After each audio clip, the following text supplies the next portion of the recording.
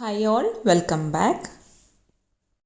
ഇന്നത്തേത് ഒരു അടിപൊളി റെസിപ്പിയാണ്. എല്ലാവർക്കും ഇഷ്ടപ്പെടും. പ്രത്യേകിച്ച് ഹെൽത്ത് നോക്കുന്ന ആൾക്കാർക്കൊക്കെ ഒരുപാട് ഇഷ്ടപ്പെടും. ഹെൽത്തി ആയിട്ട് ഇരിക്കണം, അതുപോലെ തന്നെ നല്ല ടേസ്റ്റുള്ള ഫുഡ് കഴിക്കണം എന്നും കൂടി ആഗ്രഹിക്കുന്ന ആൾക്കാരുണ്ടാവും. ഒരു ഗ്രൂപ്പ് ഓഫ് ആൾക്കാരുണ്ടാവും. അപ്പോൾ അങ്ങനത്തെ ആൾക്കാരെ ഉദ്ദേശിച്ചിട്ട് ചെയ്യുന്ന വീഡിയോ ആണ് ഇന്നത്തേത്. ഇന്ന് ചെയ്യുന്ന ഞാൻ ഹോൾ വീറ്റ് ബ്രെഡിൻ്റെ റെസിപ്പിയാണ്. ഹോൾ വീറ്റ് ബ്രെഡ് എന്ന് മാത്രം പറഞ്ഞാൽ മതിയാവില്ല, അതിൽ വേറെയും കുറേ സ്പെഷ്യാലിറ്റി ഉണ്ട് ഈ ബ്രെഡിന്. അപ്പോൾ ഇതെങ്ങനെ ഉണ്ടാക്കുന്നത് നോക്കാം. ഇത് നമ്മൾ എന്തെങ്കിലും ഒരു ഡയറ്റ് ഫോളോ ചെയ്യുന്ന ആൾക്കാർക്കൊക്കെ ഇത് ട്രൈ ചെയ്ത് നോക്കാൻ പറ്റിയിട്ടുള്ളൊരു ബ്രെഡാണ്. പ്രത്യേകിച്ച് വെയിറ്റ് ലോസിൻ്റെ ഡയറ്റോ അല്ലെങ്കിൽ PCODൻ്റെ ഡയറ്റൊക്കെ ഫോളോ ചെയ്യുന്ന ആൾക്കാരാണെങ്കിൽ നിങ്ങളോട് ആദ്യം തന്നെ ഡയറ്റീഷ്യനോ അല്ലെങ്കിൽ ഒരു ഫിസിഷ്യനോ പറയാം വൈറ്റ് ബ്രെഡ് ഒഴിവാക്കാൻ, അതുപോലെ തന്നെ മധുരം ഒഴിവാക്കാനൊക്കെയാണ് പറയുക. അപ്പോൾ നമ്മൾ സാധാരണ കടയിൽ നിന്ന് വാങ്ങിക്കുന്ന ബ്രെഡാണല്ലോ വൈറ്റ് ബ്രെഡ്. അതാണ് സാധാരണ നമ്മുടെ നാട്ടിലൊക്കെ വൈറ്റ് ബ്രെഡാണ് മെയിനായിട്ട് കാണാറ്. അപ്പം അത് മെയിനായിട്ട് ഒഴിവാക്കണം. അതിന് പകരമായിട്ട് ഈ ഹോൾ വീറ്റ് ബ്രെഡ് ഒന്ന് ട്രൈ ചെയ്ത് നോക്കാം കേട്ടോ. അപ്പോൾ അതെങ്ങനെ ഉണ്ടാക്കുന്നത് നോക്കാം. അതിന് മുമ്പായിട്ട് നിങ്ങൾ ആദ്യമായിട്ടാണ് എൻ്റെ ഈ ചാനൽ കാണുന്നതെങ്കിൽ ഇതുവരെ ചാനൽ സബ്സ്ക്രൈബ് ചെയ്തിട്ടില്ലെങ്കിൽ ഒന്ന് സബ്സ്ക്രൈബ് ചെയ്യാൻ മറക്കരുത്. ഈ റെസിപ്പിയിലേക്ക് വേണ്ടിയിട്ട് 2 ടേബിൾ സ്പൂൺ ആക്റ്റീവ് ഡ്രൈ ഈസ്റ്റാണ് ഞാൻ എടുക്കുന്നത്. അതൊരു പാത്രത്തിലോട്ട് ഇട്ട് കൊടുക്കുക. അതിനുശേഷം ഒരു 3 ടേബിൾ സ്പൂൺ പഞ്ചസാരയും കൂടി ചേർത്ത് കൊടുക്കുക. എന്നിട്ട് 1/4 കപ്പിൻ്റെ മെഷറിങ് കപ്പ് ഉണ്ടാവില്ല, അതിൽ 2 തവണയായിട്ട് ഇളം ചൂടുള്ള പാലും കൂടെ ഒഴിച്ചു കൊടുത്ത് ഒന്ന് മിക്സ് ചെയ്തിട്ടുണ്ട്. അതിനുശേഷം അതൊന്ന് റെസ്റ്റ് ചെയ്യാൻ വെക്കാം കേട്ടോ. 1/4 കപ്പിന് 2 തവണ ആയിട്ടാണ് പാൽ ഒഴിച്ചിട്ടുള്ളത്. ഇളം ചൂടുള്ള പാലാണ്. എന്നിട്ട് അത് നല്ലോണം മിക്സ് ചെയ്തെടുക്കണം. പഞ്ചസാര ഈസ്റ്റും പാലും കൂടെ നല്ലോണം മിക്സ് ആകുന്നവരെ ഇളക്കിയതിന് ശേഷം ഒരു സൈഡിലോട്ട് മാറ്റി വെക്കുക. 10 മിനിറ്റ് കഴിഞ്ഞാൽ നല്ലോണം പൊങ്ങി വരും കേട്ടോ. ഈ സമയത്ത് ഒരു ബീട്രൂട്ട് എടുത്തിട്ട് ഞാനൊരു മിക്സിൻ്റെ ജാറിലിട്ടിട്ട് നല്ലോണം അടിച്ചെടുത്തിട്ടുള്ളതാണ്. അതിൻ്റെ ജ്യൂസ് ഒന്ന് എടുക്കാം. ജ്യൂസ് ഇത് മുഴുവനായിട്ടൊന്നും എടുക്കുന്നില്ല, കുറച്ചേ എടുക്കുന്നില്ല. അതും സൈഡിലോട്ട് മാറ്റി വെച്ചിട്ടുണ്ട്. അപ്പോഴേക്ക് നമ്മൾ ഈസ്റ്റ് ഇവിടെ നല്ലോണം പൊങ്ങി വന്നിട്ടുണ്ട്. ഇനി ഇത് പകുതിയാക്കി എടുക്കണം. ഒരു പകുതി ആ ബീട്രൂട്ടിൻ്റെ ജ്യൂസിൻ്റെ ആ പാത്രത്തിലോട്ട് ഒഴിച്ചു കൊടുക്കുക. ഒരു പകുതി നമ്മൾ ആ സെയിം പാത്രത്തിലും തന്നെ വെക്കുക കേട്ടോ.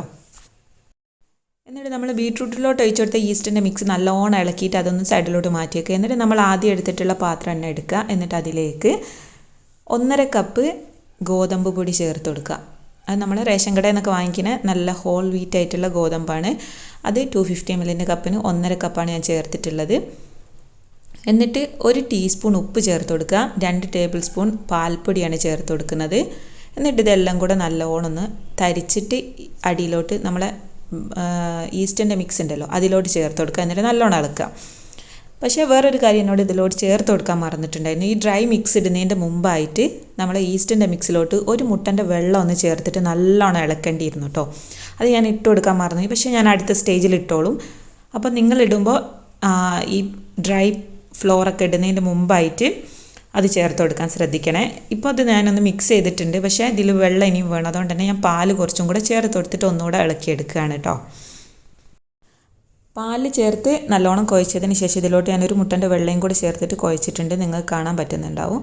എന്നിട്ട് നല്ലോണം കുഴക്കുക. ചപ്പാത്തി മാവിൻ്റെ ഒക്കെ ആ ഒരു കട്ടിയിൽ ഉണ്ടാവരുത് കേട്ടോ, കുറച്ചുകൂടി ലൂസായിട്ടാണ് ഈ മാവ് ഇരിക്കേണ്ടത്. അതിനുശേഷം ഇതിൻ്റെ മുകളിൽ കുറച്ച് ഓയിലും കൂടെ ചേർത്ത് കൊടുത്തിട്ട് ഒന്ന് പൊങ്ങാൻ വെക്കുക. അത് സൈഡിലോട്ട് മാറ്റി വെച്ചിട്ടുണ്ട്. അതിനുശേഷം നമ്മൾ നേരത്തെ എടുത്തിട്ടുള്ള ബീട്രൂട്ടൊക്കെ ചേർത്ത് കൊടുത്തിട്ടുള്ള ഈസ്റ്റിൻ്റെ മിക്സ് ഉണ്ടല്ലോ അതിലോട്ട് ഒരു മുട്ടൻ്റെ വെള്ളം ചേർത്ത് കൊടുത്തിട്ട് നല്ലോണം ഇളക്കുകയാണ്.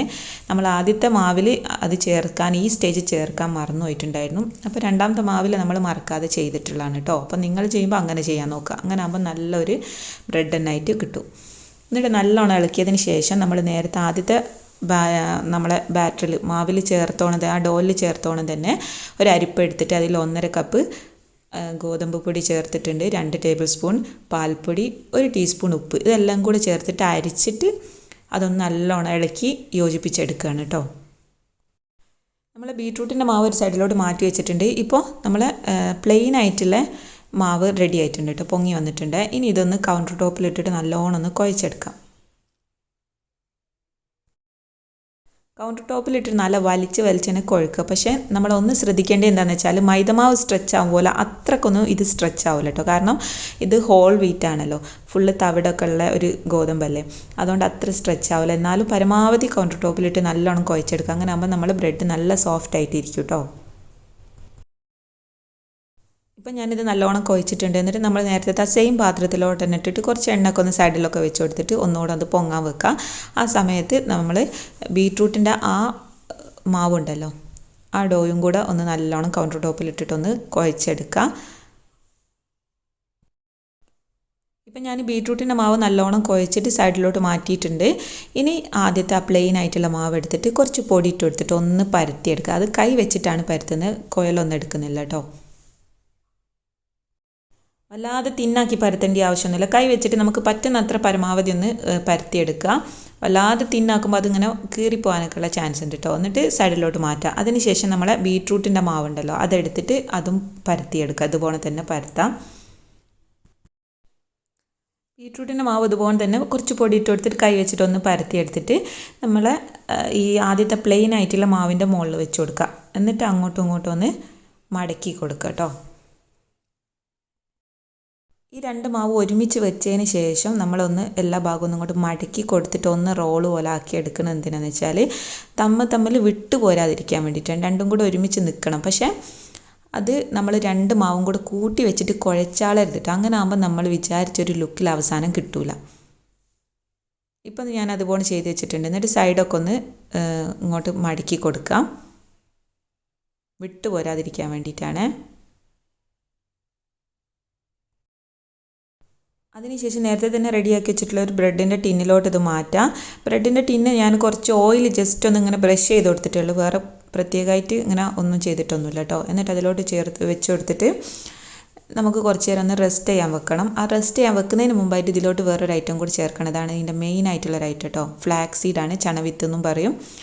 അപ്പോൾ ഇത് ഇതിൻ്റെ മുകളിലിട്ട് കൊടുക്കുക. നല്ല ഹെൽത്തി ആയിട്ടുള്ളൊരു സംഭവമാണ്, ഒരു കാര്യമാണ്. ഇത് നല്ലോണം ഫൈബർ കണ്ടൻറ്റൊക്കെ നല്ലോണം ഉണ്ട്. അപ്പോൾ ഡയറ്റൊക്കെ ചെയ്യുന്ന ആൾക്കാർ, വെയിറ്റ് ലോസിൻ്റെ ഡയറ്റൊക്കെ ചെയ്യുന്ന ആൾക്കാർക്ക് നല്ലതാണ് കേട്ടത്. അപ്പോൾ നമ്മളിത് പൊങ്ങി വരുന്നതിന് മുമ്പായിട്ട് തന്നെ ചേർത്ത് കൊടുക്കുന്നത് എന്താണെന്ന് വെച്ചാൽ, പൊങ്ങി വരുമ്പോൾ ഇത് നല്ലോണം ആ ബ്രെഡിൻ്റെ ആ മാവുമേൽ നല്ലോണം അങ്ങ് പിടിച്ചോളും. അപ്പോൾ ഒരു 10-20 മിനിറ്റ് വെക്കുമ്പോഴേക്കാണ് ഇത് പൊങ്ങി വന്നിട്ടുണ്ട്. ഇനി ഇത് ബേക്ക് ചെയ്യണം. ബേക്ക് ചെയ്യുന്നതിന് മുമ്പായിട്ട് ഇതിൻ്റെ മുകളിലോട്ട് നമ്മൾ നേരത്തെ എടുത്തിട്ടുള്ള എഗ് വൈറ്റിൻ്റെ ബാക്കി വന്നിട്ടുള്ള എഗ് യോക്ക് ഉണ്ടല്ലോ, മഞ്ഞ ഉണ്ടല്ലോ, അതും കുറച്ച് ഒരു ചെറിയൊരു കഷ്ണം ബട്ടറും കൂടെ നല്ലോണം മിക്സ് ചെയ്തിട്ടുള്ള ഒരു പേസ്ട്രി ബ്രഷ് വെച്ചിട്ട് ഒന്ന് ഇതിൻ്റെ മുകളിലൊന്ന് ബ്രഷ് ചെയ്ത് കൊടുക്കുക. ബ്രഷ് ചെയ്യുമ്പോൾ വല്ലാതെ അങ്ങനെ ഹാർഡായിട്ടൊന്നും ബ്രഷ് ചെയ്യരുത്, നല്ല ശക്തിയിലൊന്നും ബ്രഷ് ചെയ്യരുത് കേട്ടോ. അതിനുശേഷം ഞാൻ 180 ഡിഗ്രിയിൽ ഒരു 10 മിനിറ്റ് പ്രീ ഹീറ്റ് ചെയ്തിട്ടുള്ള ഓവനിലോട്ട് എടുത്ത് വെച്ചിട്ടുണ്ട്. എന്നിട്ട് ഒരു 30 to 35 മിനിറ്റ്സ് ഒന്ന് ബേക്ക് ചെയ്തെടുക്കാം. അപ്പോൾ ഒരു 25 മിനിറ്റ്സ് ആകുമ്പോൾ തന്നെ നമ്മൾ എന്ത് ചെയ്യണം, ഈ മൂടി ഒന്നും കൂടെ വെച്ച് കൊടുക്കാം. അങ്ങനെ ആകുമ്പോൾ ആ ഒരു ആവിയിലും കൂടെ കിടന്ന് നല്ലോണം വെന്ത് വരും കേട്ടോ. ഇത് പുറത്തെടുത്തതിന് ശേഷം ഞാനൊരു നല്ലൊരു തുണി കഷ്ണം, ഒരു ടവൽ അതിൻ്റെ മുകളിൽ വെച്ച് കൊടുത്തിട്ടുണ്ട്. അങ്ങനെ ആകുമ്പോൾ നല്ല സോഫ്റ്റായിട്ട് തന്നെ ബ്രെഡ് കുറേ സമയം അങ്ങനെ നിൽക്കും. അതിനുശേഷം ഇതിൻ്റെ സൈഡൊക്കെ ഒന്ന് നമ്മൾ ബ്രെഡ് നൈഫ് വെച്ചിട്ടൊന്ന് വിടിപ്പിച്ചെടുത്തിട്ടുണ്ട്. എന്നിട്ട് ഇതിൻ്റെ മുകളിൽ ചെറിയൊരു കഷ്ണം ബട്ടർ ഒന്ന് ഇങ്ങനെ തേച്ച് കൊടുക്കുകയാണെങ്കിൽ നല്ലൊരു ഗ്ലൈസിങ് ഉണ്ടാവും, കുറേ സമയത്തേക്ക് നല്ലൊരു തിളക്കം ഉണ്ടാവും കേട്ടോ. ഇപ്പോൾ കണ്ടോ നമ്മളെ ബ്രെഡ് നല്ല അടിപൊളിയായിട്ട് തന്നെ വന്നിട്ടുണ്ട്. ഇപ്പം നമ്മളെ ഹോൾ വീറ്റ് ബ്രെഡ് ഇവിടെ റെഡി ആയിട്ടുണ്ട്. അടിപൊളിയാണ്. ഹെൽത്ത് കോൺഷ്യസ് ആയിട്ടുള്ള ആൾക്കാർക്കൊക്കെ നല്ലതാണ്, നല്ല ടേസ്റ്റാണ്. പക്ഷേ നിങ്ങൾ നല്ല ടേസ്റ്റുള്ള ബ്രെഡ്, വൈറ്റ് ബ്രെഡിൻ്റെ അത്ര ഒരു ടേസ്റ്റ് ഉണ്ടാവുമെന്ന് ഒരിക്കലും ഇതിന് പ്രതീക്ഷിക്കരുത്. കാരണം ഹോൾ വീറ്റ് അല്ലേ, അപ്പോൾ ആ ഒരു ടേസ്റ്റ് ഉണ്ടാവും. പക്ഷേ നമ്മളെ ഈ ഫ്ലാക്സ് സീഡൊക്കെ ഇങ്ങനെ കടിക്കുമ്പോൾ ഒരു പ്രത്യേക ടേസ്റ്റാണ്. ഇത് മെയിനായിട്ട് ഞാനിപ്പോൾ ഒരു ടോസ്റ്റ് ചെയ്ത് കഴിക്കാനും സാൻഡ്വിച്ച് ബ്രെഡാക്കി കഴിക്കാനൊക്കെ വേണ്ടിയിട്ടാണ് ഇത് ഉണ്ടാക്കിയിട്ടുള്ളത്. കാരണം നല്ല സ്വീറ്റ് ആയിട്ടുള്ള ബ്രെഡല്ല. ഇനി കൂടുതൽ സ്വീറ്റ്നെസ് വേണമെന്നുണ്ടെങ്കിൽ നിങ്ങൾക്ക് പഞ്ചസാര കൂടുതലായിട്ട് ചേർത്താൽ മതി. ഞാൻ കൂടുതലായിട്ട് ചേർത്തിട്ടില്ല. ഈസ്റ്റിനൊന്ന് ആക്ടിവേറ്റ് ചെയ്യിക്കാൻ വേണ്ടി മാത്രമുള്ള പഞ്ചസാര ചേർത്തിട്ടുള്ളൂ കേട്ടോ. അപ്പോൾ ഇതൊന്ന് കട്ട് ചെയ്ത് കാണിച്ചു തരാം. നമ്മൾ ബീറ്റ്റൂട്ടൊക്കെ ചേർത്തിട്ട് 2 ലെയർ പോലൊക്കെ ആക്കി എടുത്തിട്ടുള്ളതല്ലേ. അപ്പോൾ ഇത് അടിപൊളിയായിട്ട് വന്നിട്ടുണ്ട്. പക്ഷേ നമ്മൾ വിചാരിച്ച അത്ര ഒരു കളറിൽ വന്നിട്ടില്ല. കാരണം ബീറ്റ്റൂട്ട് നമ്മൾ നാച്ചുറൽ കളറല്ലേ ചേർത്തിട്ടുള്ളൂ. അതുകൊണ്ട് തന്നെ അത്രക്കൊരു നല്ലൊരു തിളക്കമുള്ള ഒരു കളറൊന്നും വന്നിട്ടില്ല. എന്നാലും അടിപൊളിയാണ്. പിന്നെ നല്ല സോഫ്റ്റ് ആയിട്ടുള്ള ബ്രെഡാണ്. പക്ഷേ ഇതിപ്പോൾ ഞാൻ പെട്ടെന്ന് കട്ട് ചെയ്യുന്നതുകൊണ്ടാണ്, ചൂടോടെ തന്നെ കട്ട് ചെയ്യുന്നതുകൊണ്ടാണ് കുറച്ച് പൊടി അധികമായിട്ട് നിങ്ങൾക്ക് തോന്നുന്നത്. അപ്പോൾ നിങ്ങൾ ഇങ്ങനെ കാണാൻ പറ്റുന്നത്. അപ്പോൾ ചൂട് നല്ലോണം തണിഞ്ഞതിന് ശേഷം മാത്രം കട്ട് ചെയ്യുക. ഫുള്ളായിട്ട് തണുത്തതിന് ശേഷം മാത്രം കട്ട് ചെയ്യുക. അങ്ങനെ ആകുമ്പോൾ ഇത്രക്കധികം പൊടി വരില്ല.